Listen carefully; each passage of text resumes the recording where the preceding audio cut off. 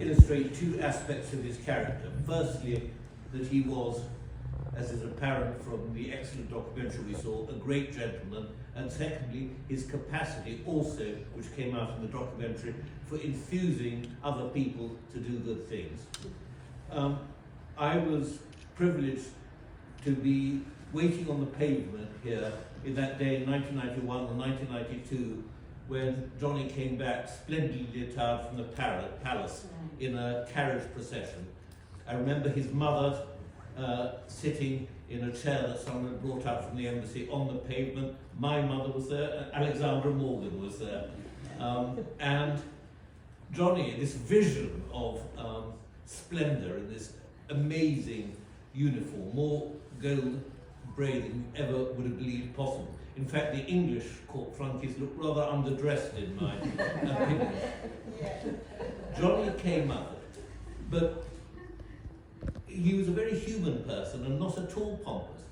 And he insisted on stopping, going up to the coachman, thanking him, and offering his hand to the coachman, who must be totally surprised. They were all, all the flunkies were standing there, and he shook it back. And I thought that was such a nice gesture. The other memory I have, again with Alexandra here today, is from the earliest days of Friends of Bulgaria. In fact, before his appointment, he and Marina's uncle, Dimi Panica, had done a lot of help advising the Union of Democratic Forces in Bulgaria and sending them second-hand photocopiers and things that they needed. But Johnny then thought something should be done on the charitable side, because Bulgaria was going through a real economic crisis and there was hardly things like anaesthetics in hospitals. And he thought we must start a charity to help Bulgaria.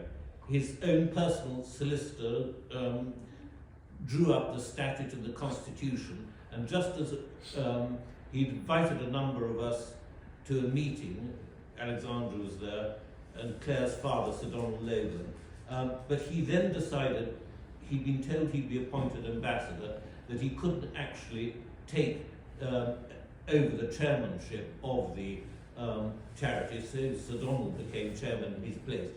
But in that first year, this embassy was really the headquarters of Friends of Bulgaria, and we were getting lots of donations of medical supplies, and we all sat here in a room downstairs packing them into crates and boxes. And that is the other aspect I wanted to say, how Johnny enthused other people. And it has to be said, in those early days, he inherited a staff of career diplomats, most of whom must have been members of the nomenclatura.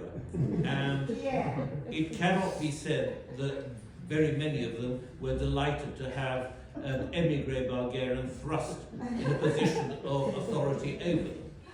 But before very long, they were all rolling up their sleeves and they were working towards the common cause, and that is the sort of effect he had on people. That's what I wanted to say.